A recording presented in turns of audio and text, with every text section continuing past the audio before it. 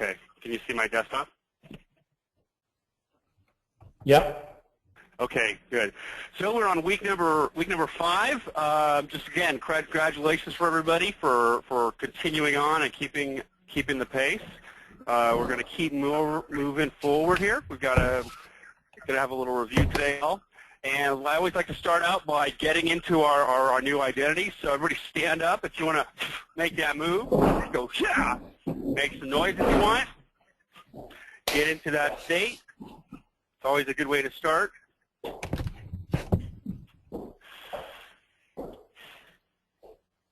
Okay, you guys with me? Yeah? Good. Okay, so moving forward a little bit now. So our question, are you willing to live the next few years of your life like most people won't, so you can spend the rest of your life like most people can't? You ready to dig down and keep going and make this happen? Good? Yes. Good? Good? Now, I realize I had the wrong slide in here, so jumping over to the review, quickly want to review last week. So last week we did a new state on a new sales state and talked about implementing some new sales strategies, and wanted to see for those of you that are on the call right now, do you have any feedback on your assignment for last week? Judy or Americo, you want to have any feedback for your assignment last week?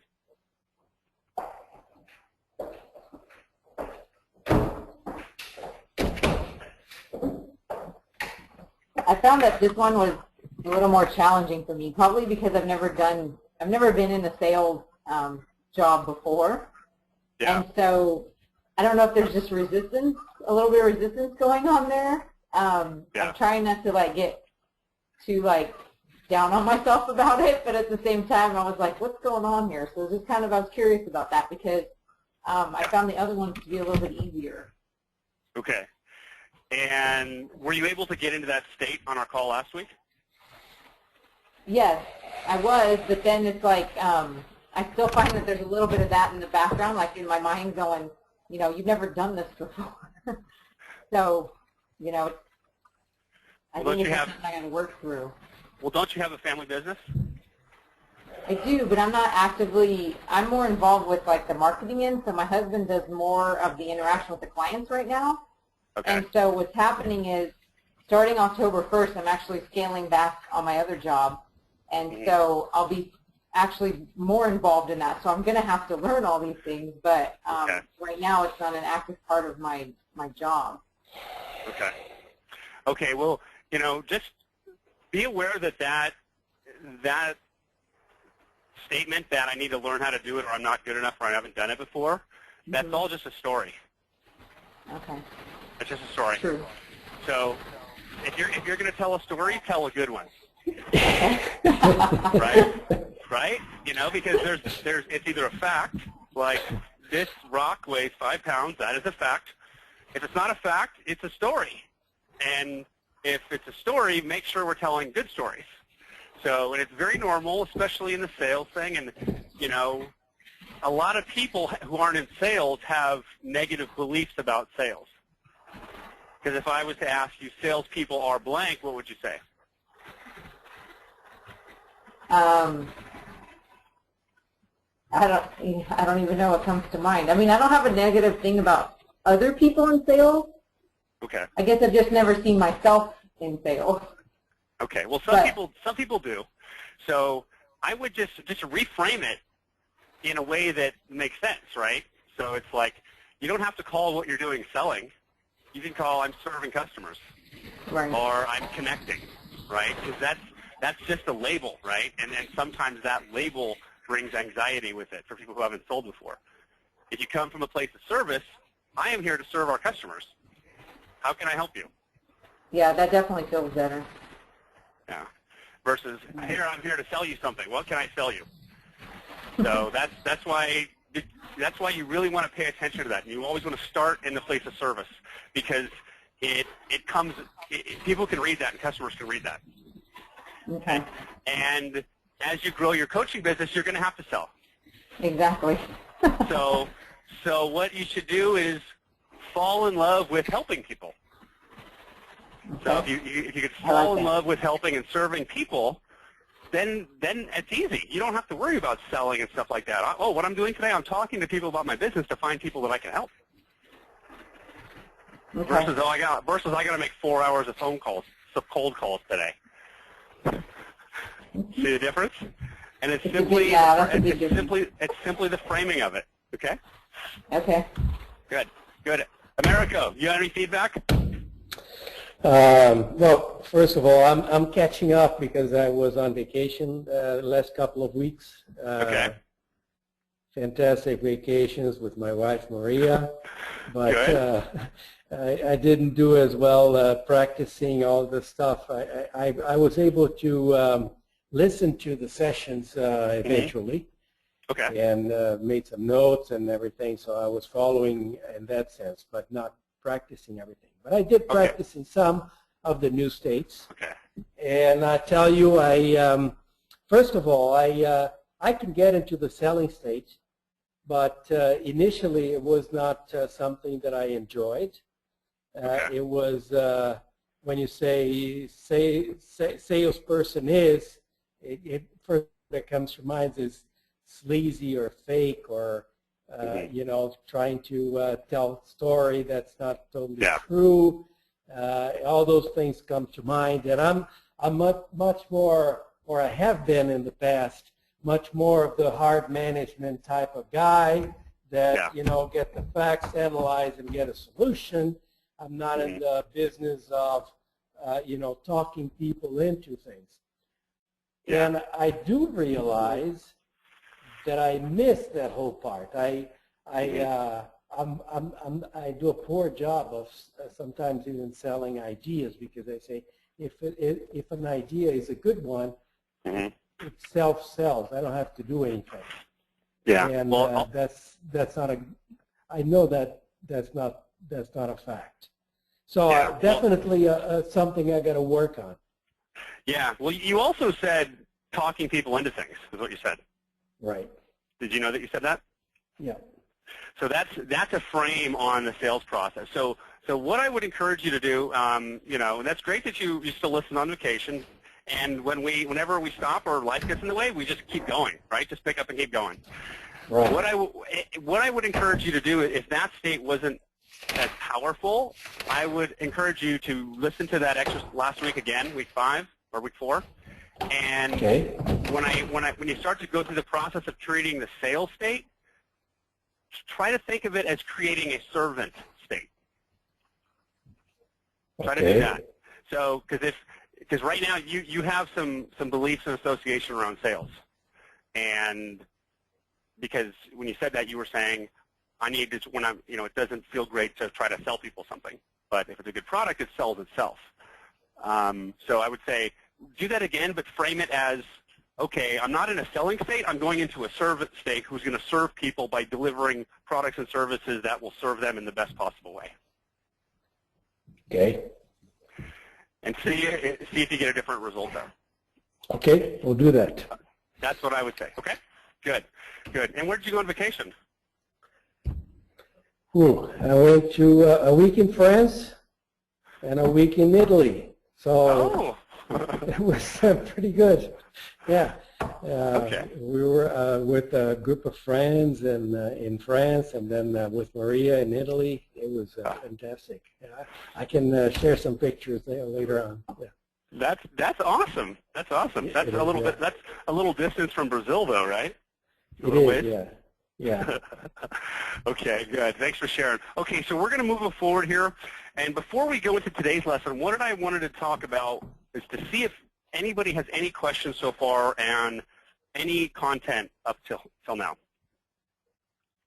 So do you have any question about anything from any week? No?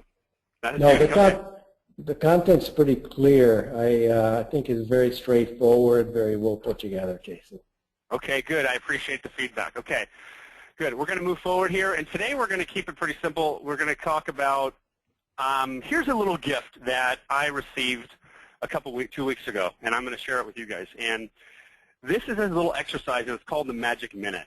And what it's used for is, let's say you're about to go into a meeting or meet with a customer, or you're about to do something, and you've got 1 minute before it happens. Now, I'm sure we've all had situations where we had a meeting and we're trying to cram more information in or something before our meeting. And the reality is, when we've got 1 minute left, we can't learn anything else in 1 minute, right? So if we're about to have a meeting or an interaction with somebody or a conversation, what we can do for that minute is align ourselves with the intended outcome. And the nice thing about this is if you're experiencing any form of stress around an outcome, or you don't feel aligned with the outcome, this will help bring you back. So basically the way this works is, I want you to pick an outcome, something that needs to happen. And if you have one that has some anxiety around it or stress, that's good.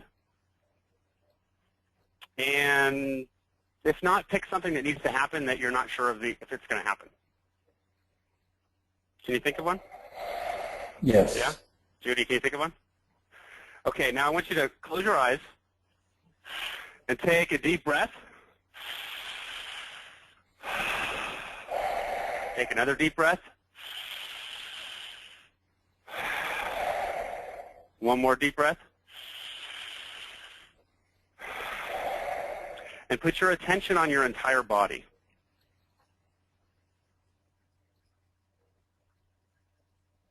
Just focus on your whole body.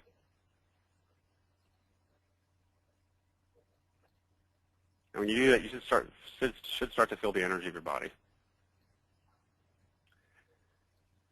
Now, think of gratitude. Think of something you can feel grateful for. Feel the emotion of gratitude right now and let it flow throughout your whole body.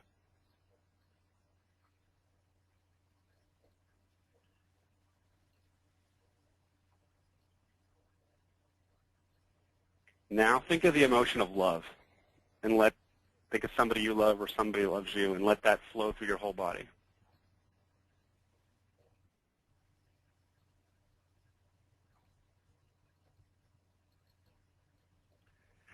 Now think about that outcome that you were thinking about, that you were unsure of or had stress about, and see the result, your ideal result being done, as completed.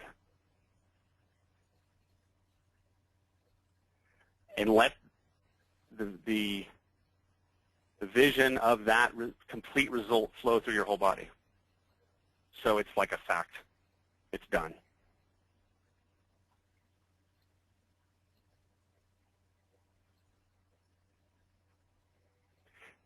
And open your eyes. How do you feel about that event, that thing now?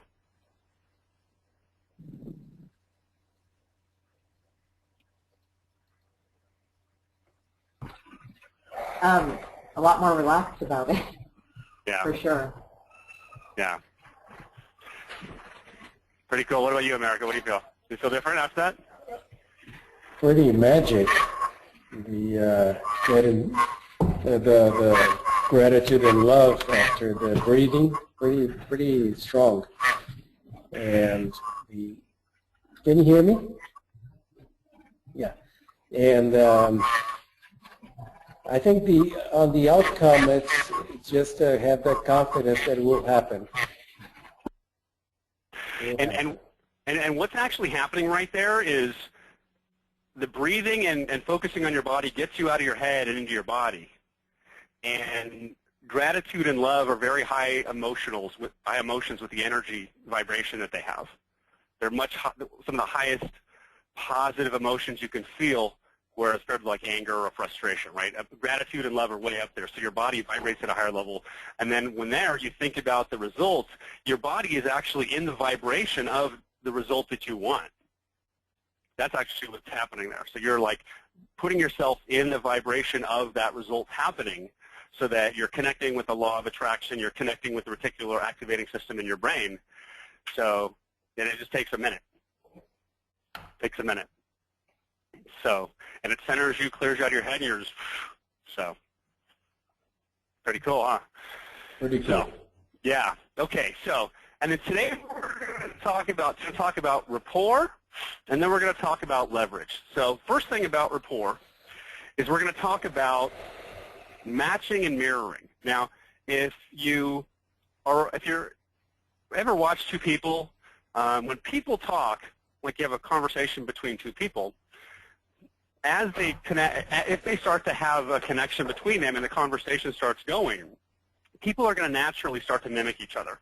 Their body language, their voice, their tone, their gestures. They may cross their arms. They may scratch their head, put their arms behind their back, and they sit down. And if they're sitting, they may cross their legs or shift their weight. And that happens naturally and when people interact, okay? When you interact with somebody, I don't know if you ever noticed when you try to interact with somebody who's like shut down like this, you can't get anywhere. If somebody's shut down like that, if you actually did that too, you'd probably start to connect with them because that allows part of our brain to be like, okay, this person's like us, that is safe and we can trust them.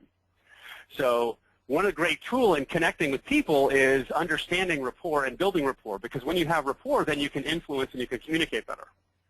You know, so when we're coming from a place of service, we want to have rapport so we can influence people to help them in the right direction, right? We don't want to use these tools for harm.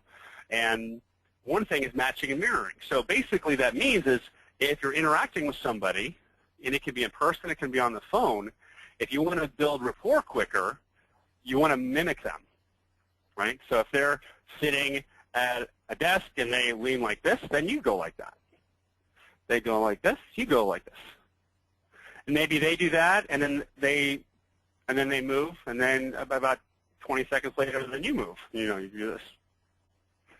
And even and that stuff actually happens naturally when you interact with people. So no one's ever going to say, stop mirroring, matching and mirroring me. That's never going to happen. But it helps build rapport and speed it quickly. Have you heard of that before? Matching and mirroring? Yeah? I have, yeah. Yeah. And the other part of matching and mirroring is the modalities, right? Are they visual? Are they audio? Are they kinesthetic? The other modalities is olfactory and gustatory, which is taste and smell. But, you know, look, you can communicate, you can understand visual, auditory, or kinesthetic just by talking to somebody, even over the phone. So, and when you talk to them, you can actually help build rapport even faster there. So, for example, I am highly visual, and if you look at visual to auditory to kinesthetic, each one gets a little bit slower, okay? Visual is the fastest. So I talk really fast. I talk fast, I communicate fast. And the easiest way to think about visual is that when I'm talking, the main point of what my communication isn't the words, right? I'm describing an image the way I communicate. So a visual person would be talking about this, and yeah, and this course is going to help this way. And the great thing about this, well, you know, the course is good because, so the language isn't as important as the meaning behind it, right? Like some vision in my head I'm talking about. That's visual. And we all can talk, we all can act in different ways, but there are distinctions, and there are defaults that we typically all go to.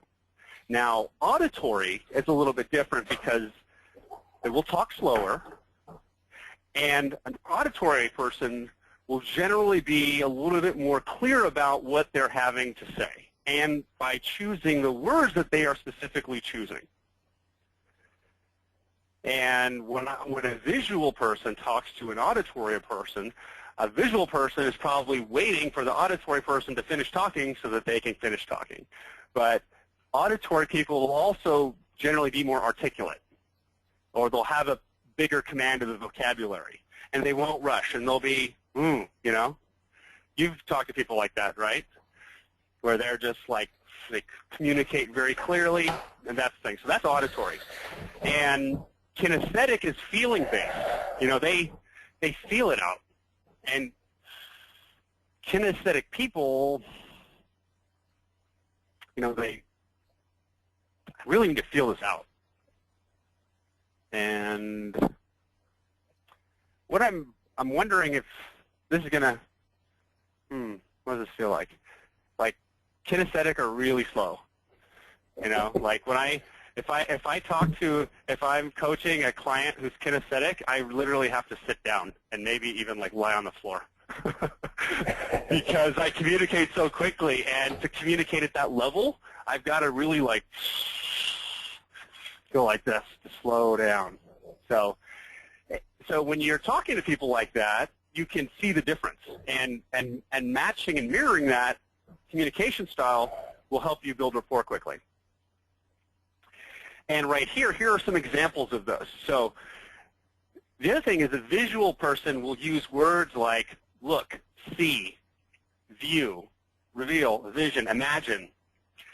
And an auditory person will use words like, well, what I'm hearing here is, or it sounds to me like, and what it resonates is, and then a kinesthetic person will be using the words touch, feel, grasp, catch on, slip. So, and the thing is, if you practice this, go through this process, like for a couple days, you pick it up just like that. Once you see this, you start to pick it up much faster. So what I would say is print this, look at this page right here, take a look at it, and some people that are in your life right now, figure out what they are. You know, it's your husband or your spouse, you know, what do they default to? And see, figure out what you are. And if you practice thinking about people, and when you go out, you'll notice a difference. And it really can improve the way that it can increase your impact. Like the matching and mirroring is one, but visual, audio, kinesthetic is huge. You do that, it makes a big difference. And for people talking on the phone, you would match their tone, their pace, their volume. Yeah. Okay. Any questions? So that's based on the principle that people perceive you to be their equal if the more you behave in a similar way that they behave. Yep. Yep. If it's like them, it's safe, it's trustable, it's easy, it's comfortable. And again, that rapport and matching and mirroring happens naturally in conversations anyway. All we're doing is we're speeding up the process. Okay. Yeah. Okay. I think this is a great awareness too, because for me, I tend to be pretty visual, and then I can also be kinesthetic, so I'm both. And but I notice, like, if I'm on something I'm really passionate about, then it's like that visual side takes over, and then sometimes it's like I kind of start talking above other people instead of stopping and really listening. You know, to the other person. I thought, wow, this is a good awareness for sure. Yeah, and as a coach, it's huge. Because as a coach, you've got to pretty much turn yourself off to get into their world. And so when you're looking at people, you're like, you know, what this person's made of. And just from the events that you guys have been to, you can start to pick up on those things too, their human needs. And, you know, once you start to pick up on that, you can understand people really quickly, really quickly. Okay. So what we're going to talk about now is we're going to talk about leverage, okay? And leverage is what I'm going to call assisted advantage, a way to maximize output, or working smarter, okay? So we're going to think about how do we increase our output and maximize our results, because we are one person, but we can use leverage to get higher output and better results. So right now, think of, you know, the most successful person you can think of, you know. You know, you're thinking of the president, you're thinking of Warren Buffett. And when you think about that person, does that person work by themselves alone, or does that person have a team? Team. And think about that team. You know, it's as soon as you get a team, you can maximize your leverage, right? And if you can put leverage into your life, you will radically change your view on everything moving forward, because you're adding an entirely new dimension into what you're capable of doing, because you're bringing an extra body in. And a lot of people don't really think about getting leverage or having an assistant or offloading anything because it may cost too much or something. But there are ways to get assistance for free. You could trade services. But the whole point of today is to really think about where you can get additional leverage. So we're going to talk a little bit about the types of leverage. So here are 4 types. There's probably more, but these are the 4 that I think are important. The first one is tools. You know, what type of tools are you using that are going to give you more leverage? The second one is people, teams, assistants. The third one is a peer group. or accountability partners. And the fourth type we're going to discuss is leverage against yourself. So we're going to move over to tools. And by tools, I mean computers, I mean internet, I mean systems. And what we're going to want to do is to use what's working and find a role model and copy them.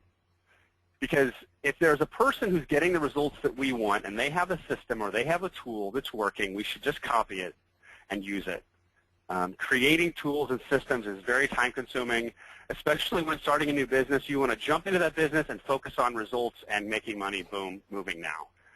And if you're sitting building systems or trying to change your support structures all the time, that's not going to work. So we want to use a system. If you have a role model, that's great. If you can find somebody in the same industry, that's ideal situation. If not, maybe in another industry, somebody else who's in the same type of role can help you out. And now we're actually going to have a couple exercises here. So what I want you to do now is take a couple of minutes and write down, think about the tools that you use today. Are you using a computer, using a phone, a tablet, using any proprietary software or software, office tools, whatever you're using. And answer, are those tools supporting you or are those tools slowing you down? And the second question is, what tools do you need to add? Do you need to add any tools to increase your productivity and to increase your impact? And number three, are any of your current tools, do they need upgrading or replacing? And number four, are there any tools that you need to master? Like if I took a course on how to use my laptop better or Windows or spent 30 minutes learning shortcut keys, would it increase my productivity? Something like that. So go ahead and take a few minutes and answer those questions.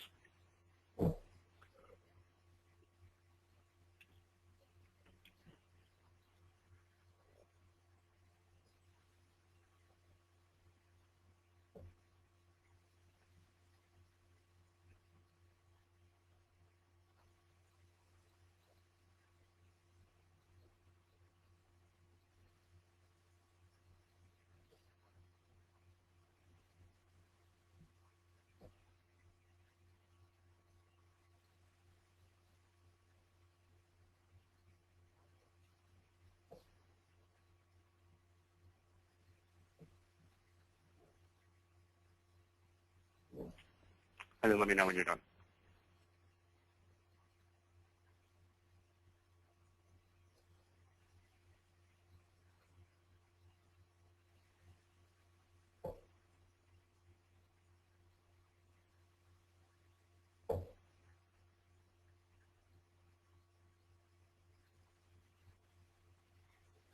I think I'm done.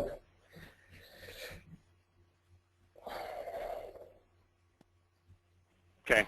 Did you find any tools that you need to add or replace or remove?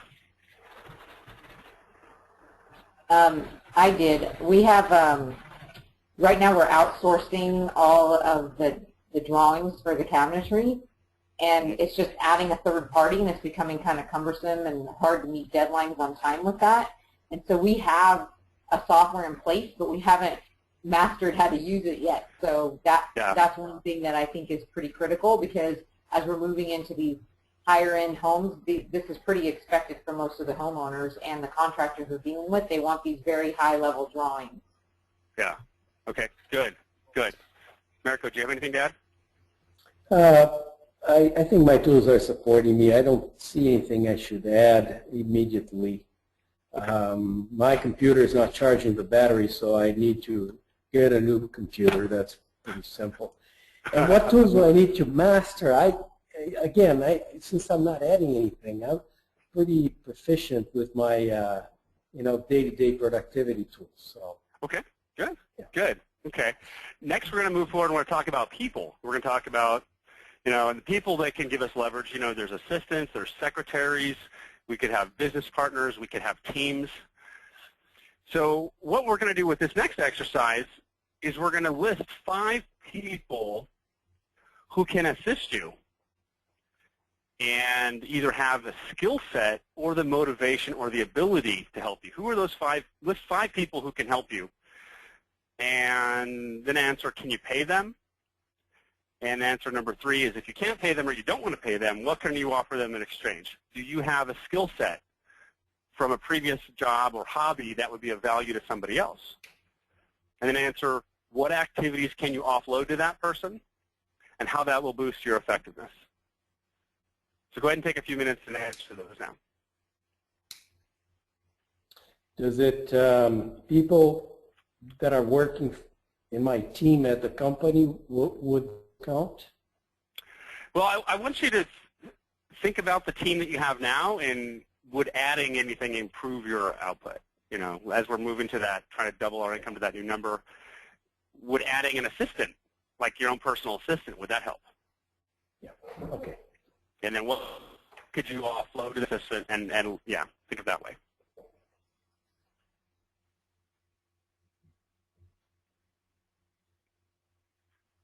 And then let me know when you're done.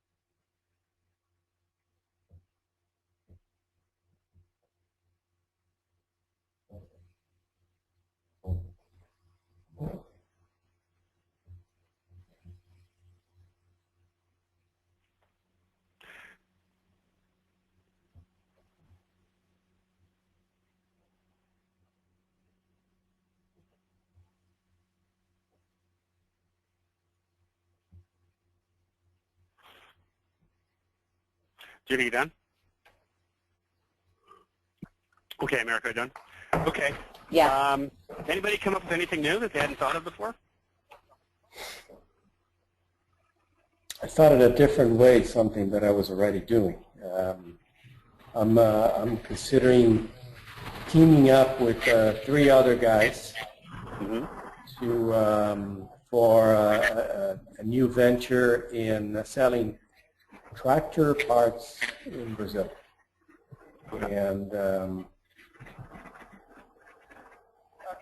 way I was thinking is I would be getting into a new business. I would be contributing. My part would be management skills and some capital contribution. And in exchange, I would be participating in this great new business. So that is a way to leverage the knowledge and management skills that I have, and get it in exchange for getting into a new business, a new source of income. Okay, good, good, good. Judy, did you come up with anything now? We actually had kind of already started working on a few of these themes, but for one was we were also our website needs to be updated, and we've been outsourcing like all the updating to somebody else. And so just last week I contacted the web manager, and he's actually going to switch our type of website from a static website to a CMS-based website.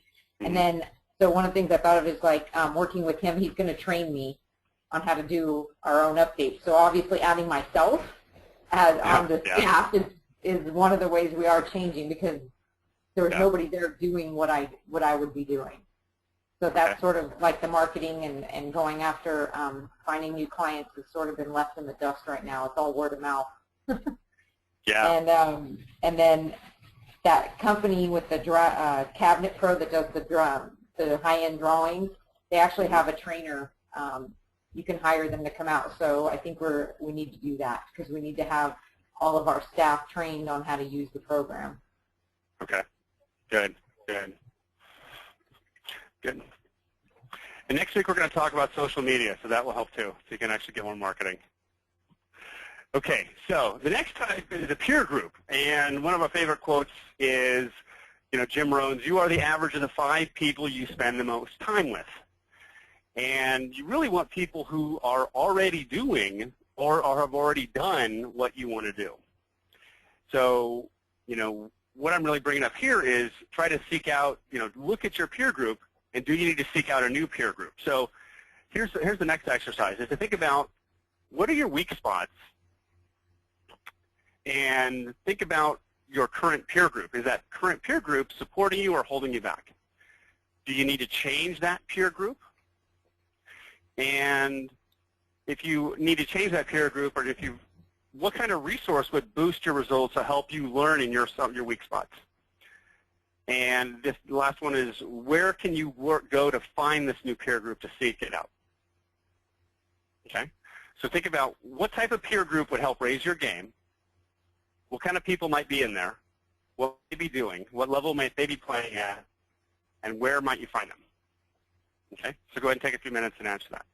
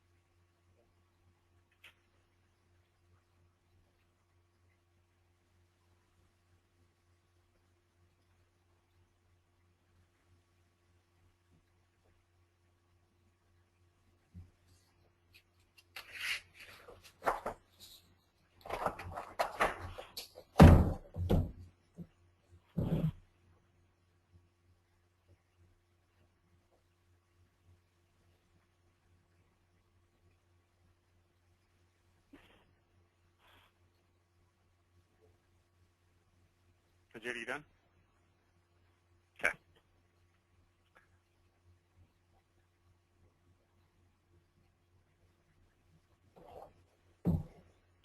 Okay, America, are you done? Yep. Okay, how'd you do on this one? Anybody have some feedback on this one? At lunchtime, some people had some difficulty coming up with some ideas, so I'd like to see what you came up with. I did a little bit because it's like there's a little bit of pain involved in, thinking about letting go of an old peer group, because especially like me, I grew up here in Half Moon Bay, and it's like I have friends that I've been friends with since I was like a little kid, and so they're very close to me, but I could see that they're not, I don't want to say like because they're really good people, but it's just like they're not on the same path. So it's like their goals are just a little bit different. So I've kind of been thinking about this already, so it's kind of funny we're talking about this today because, there is a little bit of pain there, but at the same time, I mean, I was able to come up with some ideas, you know, and we do have some friends that are very success-oriented. They're just, we don't spend as much time with them as I do with these other people. So it'd be just a matter of really being more conscious and spending time with them. Yeah. Yeah, and, you know, and if your old peer group is not destructive, you know, is just not at the level, you don't have to get rid of them completely, right? You can still, but bringing, what type of peer group do you think, like what type of people did you think would help raise your game? Do you have any specifics about that as far to figure out who those people are? Yeah, so like on the nutrition end and with the coaching school, we actually are hooked up in a Facebook group, and then there's actually people right here in the Bay Area that are signed up taking the same course that I'm taking. So it's just a matter of reaching out and hooking up with them, and maybe making a regular type of thing where we, you know, get together. And then a couple of our friends are just really successful entrepreneurs, and, you know, I think it would be great just to spend more time with them. Yeah, yeah, good. And when you seek those groups out, you know, and they're new friends, you know, as long as you come from a point of appreciation and respect and curiosity and interest, most of them are happy to share because there was probably somebody that helped them too. Right. Yeah. Americo, do you have any feedback you want to add? I had very similar feelings as Judy shared. I mean, we get used to our peer groups, and I agree with Rom's phrase. You're probably the average of your peer group. Yeah. And the people that I spend most of my time with, fairly similar income levels, or some are a bit higher, some are a bit lower.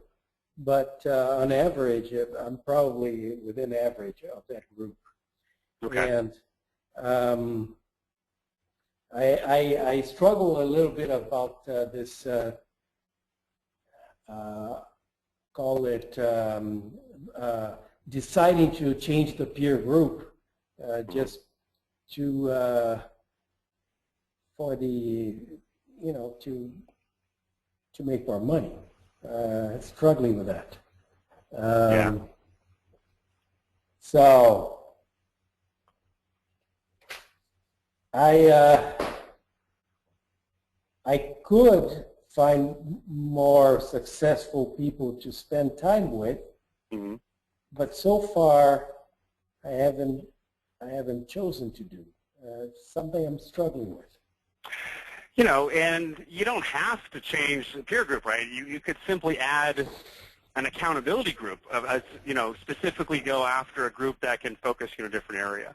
You know, and you know, we're not teenagers with bad influences, right? So it's not like we have some peer groups we need to get rid of, you know? So, you know, simply adding a specific peer group or going after a higher level group may help give us an edge in a different area. And it may not be money. It may be money. It may be our physical body. It may be our relationships, our mastery of our emotions.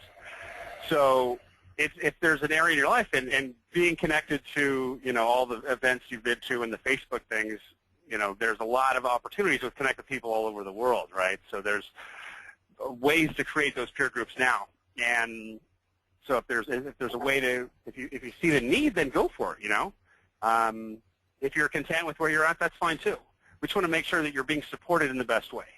And one way to raise your game is a new peer group that's at a higher level. And it could really be bringing a higher level person into your current group. Doesn't necessarily have to mean you got to throw out the whole group and start over. Okay, I'm sorry. I need to make more. You guys are gone. Yeah, that's what I'm struggling with. Yeah. Yeah, and it's not either or, it's and, right? It's like, you know, okay, one day a month I'm going to go pick a group, or maybe every 2 weeks we're going to find a group, and maybe it's online, you know, it could be, right? You can meet people online. Look, we're all over the world right now talking. You know, meetup.com is a great place to start. You know, I don't know if it's as big in Brazil, but it's really big in the U.S. How's that? Which one? Meetup, MEETUP, meetup.com. No. Meetup.com in the U.S. is a really big, where you can go on there and I can find real estate investors or people who like to ride bicycles, and they form groups. It's basically connecting with other people. So you can find a lot of like mastermind groups and people trying to really work hard. And the good thing about those is if you go to some different groups, you can find people that may not have the level of success, but they may have the drive and the motivation and the work ethic, because there's always something you can learn from everybody. So, Right. and it may be, hey, I'm gonna go through my Facebook contacts and the groups that I'm a part of and find individual people that post and I like, and I'm gonna reach out to them and say, hey, I'm looking for an accountability partner to raise my game. You want to join a small group? We'll talk once a month through a group video conference, something like that. And something like that, go after somebody you want to learn from. And if you know of something that's of value to them, even better. Or say, hey, I'm interested in talking to you because I can tell from your experience and your website, your social, whatever, you have done some things I want to do. And I would love the opportunity to speak with you and maybe and even form like a mastermind group. And what I would commit to you is tell me what you'd love to learn for, and I'll go help you find it. So maybe maybe this person wants to learn to play guitar or something, and you go find somebody who does that at that level, and you can bring them in and help them out. Most people who are successful who are going to be happy to share with people who are interested and respectful and are driven and working hard. Okay. No? Okay. So, okay. The next tool we're going to talk about is self, and self-leverage is using fear and discomfort to move you forward. If I don't do this, then that will happen. And the exercise here is think of a time when you didn't want to do something, but you then had a commitment to either yourself or someone else that moved you into action. What was it? Something you really didn't want to do, but then you're just like, oh, God, I had to do it. What was it that motivated you? Was there anything specific about that you can learn about? Like, can I use that leverage on myself again? An example right here is, let's say I'm trying to lose 20 pounds or lose weight. If I take my before picture and I post it on Facebook and I'm like, hey, everybody, in 30 days I'm going to post another picture, and it's not going to look like this one. That would give you some motivation to work out, right?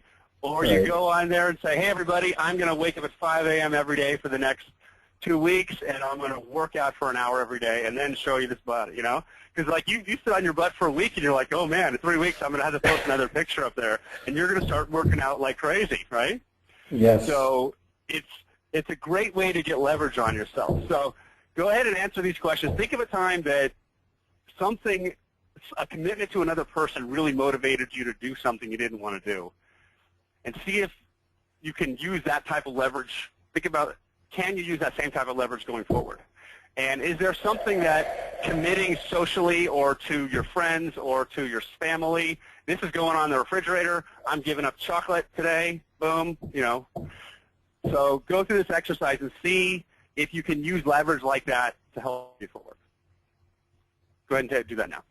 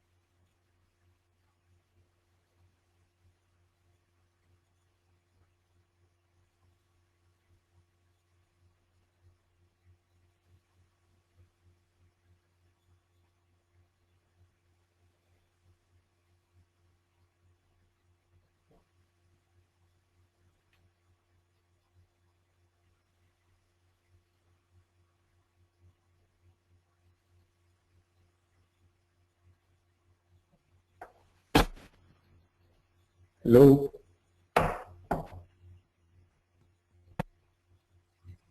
Jason, I think your sound went out.